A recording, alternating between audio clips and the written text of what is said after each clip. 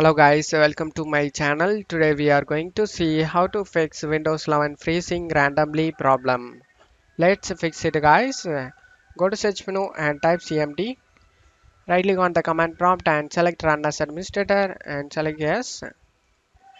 Now you just need to check my video description for this command used in my video. Just copy the first command and paste it here. Tap the bar, right click, eject and paste it in. Wait for the verification to get 100%. This command will help you to repair any system files corruption. After finishing this command, just copy the second command and tap the bar, right click, eject and paste it in. Wait for this verification to get 100%. This ensures the compound store is healthy. After getting this done, you just need to copy the third command.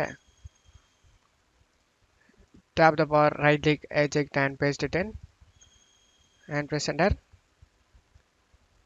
Now you just need to type Y in keyboard and press enter, caps letter Y, and this volume will be checked the next time the system restarts.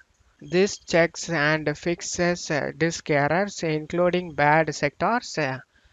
By using these commands you can address a wide range of issues related to system files corruption and disk errors, helping to maintain the health and performance of your Windows system. After getting done, just close off here and restart your PC guys.